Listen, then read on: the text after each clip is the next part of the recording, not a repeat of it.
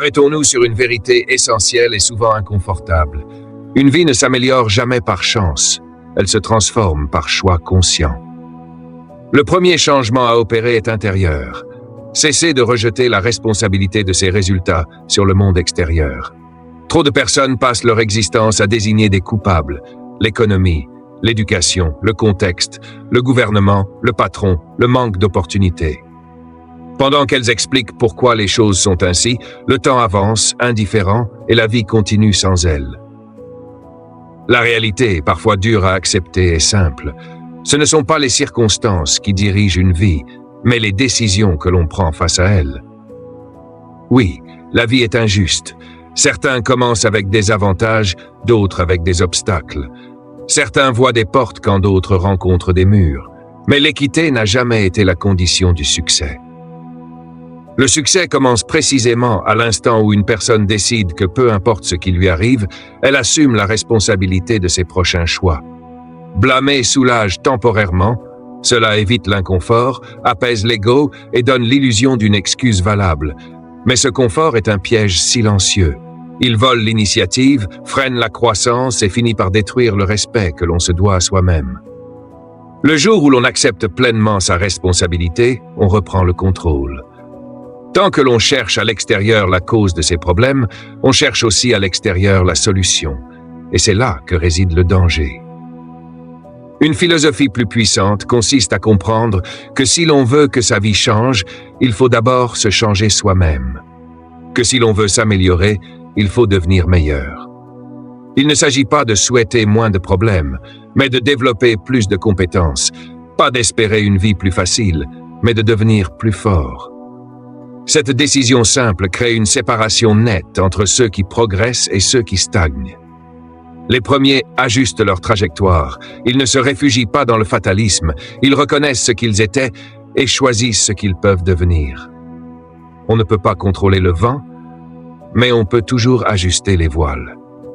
Prendre ses responsabilités ne signifie pas se condamner, cela signifie reprendre sa puissance, choisir de répondre avec lucidité plutôt que de réagir sous l'émotion.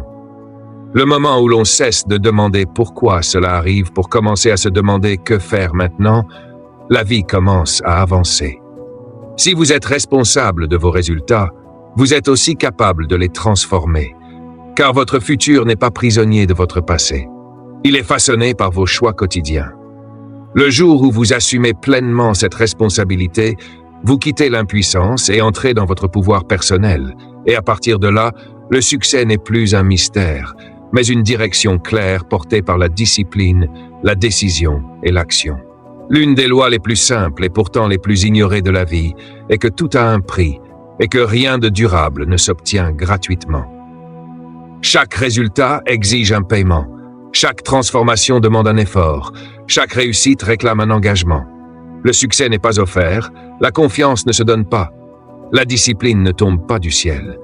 Un corps solide, un esprit affûté, le respect de soi, la liberté financière, rien n'arrive à tarif réduit.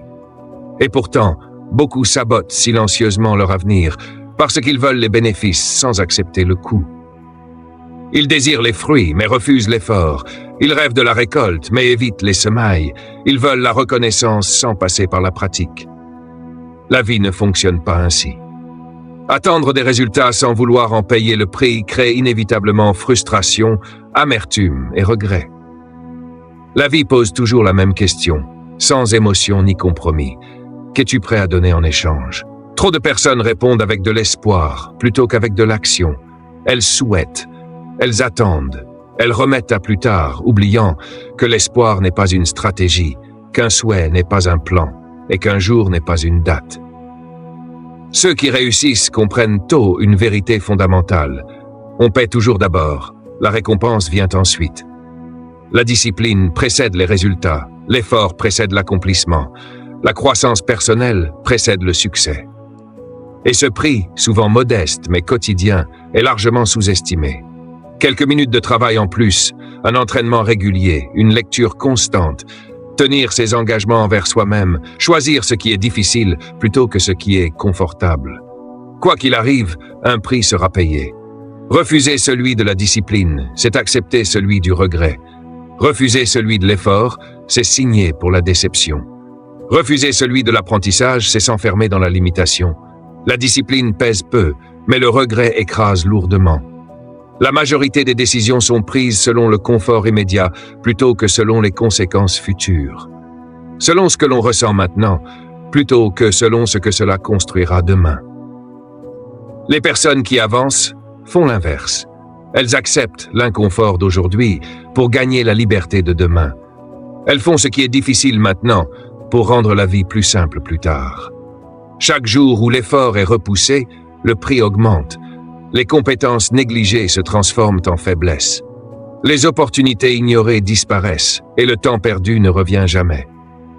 Le moment où l'on cesse de négocier avec le prix est le moment où les résultats commencent à changer. Décider de payer à l'avance par la discipline, l'effort, l'apprentissage et la constance, c'est entrer dans une maturité qui distingue les rares des nombreux, car la vie ne triche jamais. Elle donne exactement ce que l'on mérite. L'une des illusions les plus coûteuses est de croire que la motivation doit précéder l'action, comme si l'élan devait apparaître avant le premier pas. Beaucoup disent qu'ils commenceront lorsqu'ils se sentiront prêts, qu'ils changeront lorsqu'ils seront inspirés, qu'ils agiront lorsque l'envie sera là. Et pendant qu'ils attendent ce signal intérieur, le temps avance et la vie continue sans eux. La vérité est simple et souvent dérangeante. L'action précède la motivation. Elle ne la suit pas. Attendre de se sentir motivé revient à attendre une émotion instable, changeante, influencée par l'humeur, la fatigue, le confort ou le regard des autres. Si vos progrès dépendent de vos sentiments, vos résultats resteront irréguliers et fragiles. Les personnes qui avancent ne se demandent pas si elles en ont envie, elles se demandent si c'est ce qui doit être fait. Et cette différence de questions transforme entièrement une trajectoire. La motivation naît souvent du mouvement, car une fois que l'on commence, l'énergie apparaît, la clarté se forme, et le pas suivant devient plus facile. Ne pas commencer condamne tout changement. Attendre la motivation est en réalité une forme subtile de procrastination déguisée en prudence. Cela semble raisonnable, mais produit le même résultat, le retard. Et chaque jour de retard a un coût invisible mais réel. La confiance s'érode, les habitudes s'affaiblissent et les opportunités se ferment. La préparation ne précède pas toujours l'action. Elle se construit en marchant, car on n'attend pas d'être prêt pour agir, on agit pour le devenir. La discipline est le lien entre les objectifs et leur réalisation. Elle ne demande pas la permission aux émotions et n'attend pas des conditions parfaites. Elle agit par engagement. Celui qui remet son avenir entre les mains de ses envies passagères avance au rythme de ses humeurs, tandis que celui qui agit parce que c'est nécessaire construit force, caractère et constance. La motivation s'éteint, mais les habitudes demeurent, et ceux qui réussissent misent sur la répétition plutôt que sur l'excitation, sur les systèmes plutôt que sur les élans temporaires. Les petites actions régulières surpassent toujours les grandes intentions irrégulières. L'inspiration frappe rarement ceux qui restent immobiles. Elle rejoint ceux qui sont déjà en mouvement. Si vous voulez de la motivation, gagnez-la par l'action. Si vous voulez de la confiance, construisez-la en agissant. Si vous voulez de l'élan, commencez maintenant, même petit, car l'action crée l'émotion, la discipline nourrit la motivation et le progrès renforce la croyance. Arrêtez d'attendre de se sentir prêt est le moment où l'on reprend le contrôle de sa vie, car l'avenir n'appartient pas aux plus motivés, mais aux plus disciplinés. Le succès obéit à une loi aussi fiable que la gravité. Il ne se construit pas en un instant spectaculaire, mais à travers des gestes répétés jour après jour. C'est précisément ici que beaucoup abandonnent sans s'en rendre compte, car ils recherchent le grand changement, l'opportunité exceptionnelle, le déclic instantané, tout en négligeant les petites disciplines simples qui façonnent le progrès sur la durée. Au début, ignorer ces disciplines quotidiennes semble inoffensif. Manquer une séance, repousser une lecture, éviter une conversation importante, abaisser légèrement ses exigences, rien ne paraît dramatique sur le moment. Pourtant, la vie ne mesure pas les résultats dans l'instant, elle les révèle dans l'accumulation. Les petites disciplines appliquées chaque jour bâtissent la force, la confiance et la réussite, tandis que les petites négligences répétées construisent la faiblesse, les regrets et l'échec. La différence n'est pas spectaculaire, mais elle est décisive. La plupart des gens surestiment ce qu'ils peuvent accomplir en peu de temps et sous-estiment ce qu'ils peuvent transformer sur plusieurs années, simplement parce qu'ils sous-estiment la puissance de la constance. Ce que vous faites quotidiennement a infiniment plus d'impact que ce que vous faites occasionnellement. Le succès n'est jamais un accident, il est le résultat logique de disciplines simples, pratiquées fidèlement dans le temps. Lire quelques pages chaque jour semble banal, mais sur une année entière, cela transforme profondément la façon de penser. Épargner un peu régulièrement paraît insignifiant, mais à long terme, cela crée stabilité et liberté. À l'inverse, le confort répété, l'évitement constant et la négligence silencieuse s'accumulent avec la même force et construisent progressivement un avenir non désiré. Le danger ignoré paraît léger aujourd'hui, mais devient lourd demain. L'échec ne surgit pas brutalement, il s'installe lentement, erreur après erreur. Ceux qui réussissent ont compris cette loi. Ils ne comptent pas sur l'intensité, mais sur la régularité. Ils ne dépendent pas de la motivation, mais mettent en place des rituels.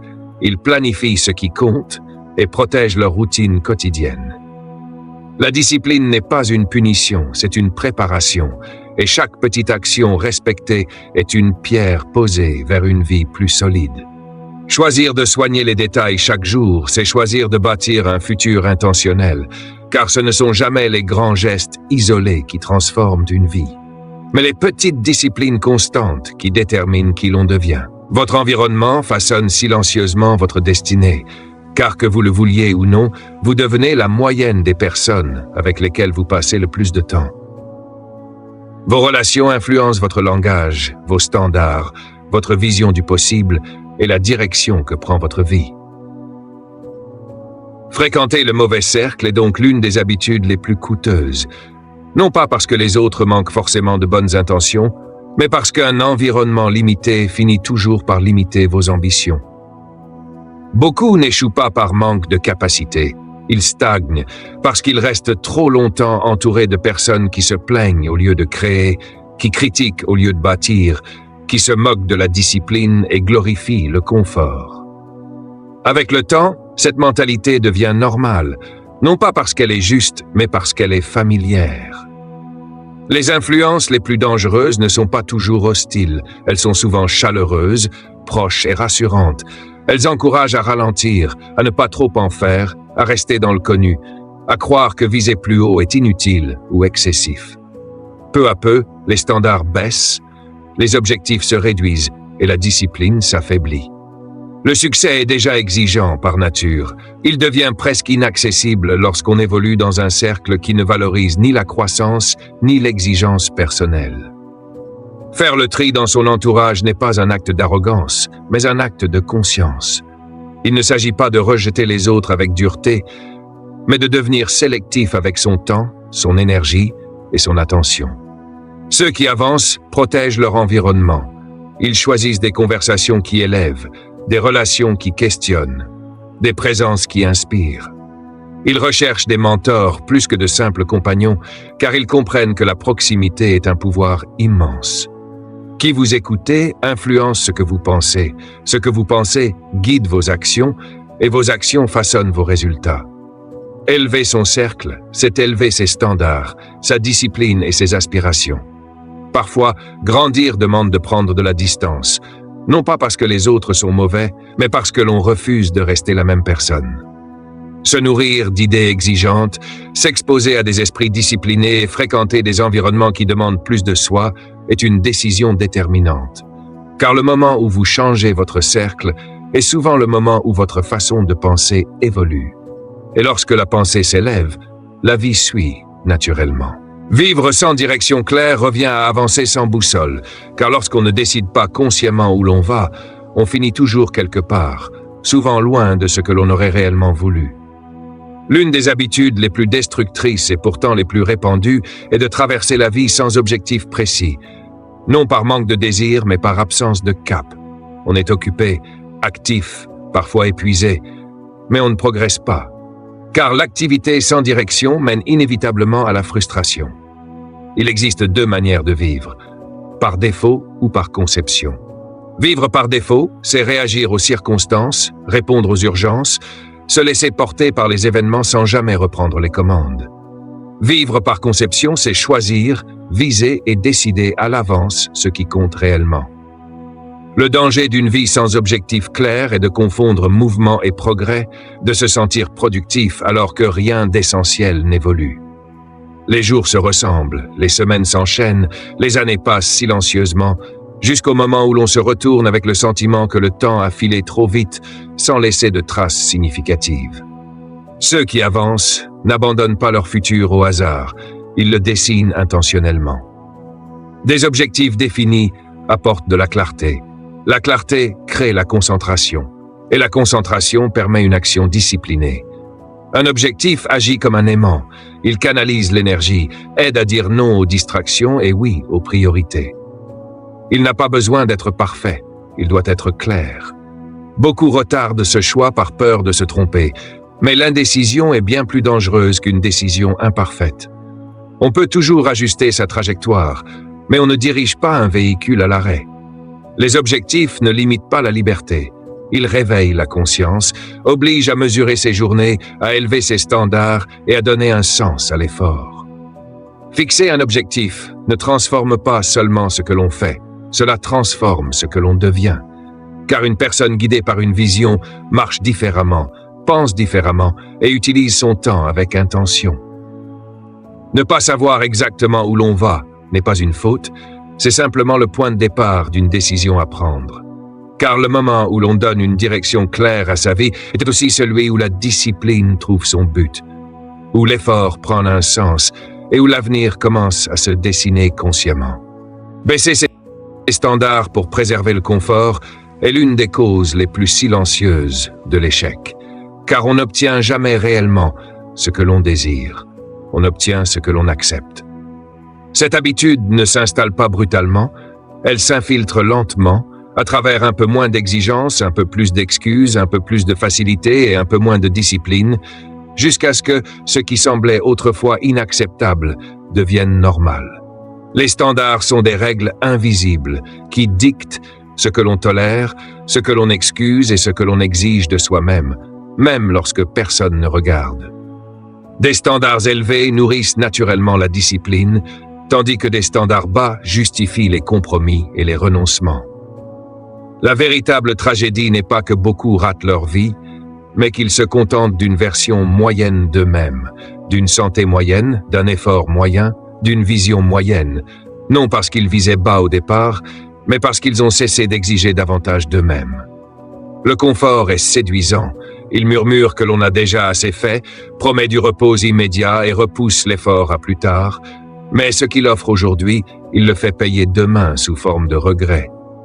Le confort n'est pas mauvais en soi, il devient dangereux lorsqu'il devient une priorité plutôt qu'un résultat. Dès l'instant où le confort compte plus que la croissance, le progrès ralentit puis s'arrête.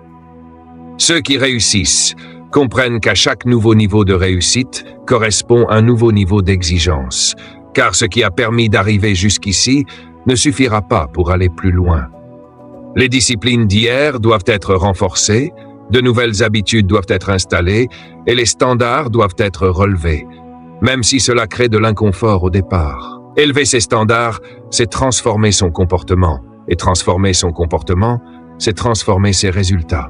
Cela signifie cesser de négocier avec soi-même, refuser de rendre les excuses raisonnables et ne plus accepter moins que son potentiel. Chaque domaine de la vie reflète le niveau de standard que l'on impose, qu'il s'agisse de la santé, des relations, du travail ou de l'avenir. Le changement n'exige pas un événement spectaculaire, il exige une décision ferme. Décider de ce que l'on n'accepte plus, décider de ce que l'on attend désormais de soi-même et choisir de vivre au-dessus de ses excuses. Le moment où l'on élève ses standards est souvent le moment où la vie commence à s'élever avec eux, car le succès n'est pas réservé aux chanceux, il appartient à ceux qui refusent de rester en dessous de ce qu'ils sont capables de devenir.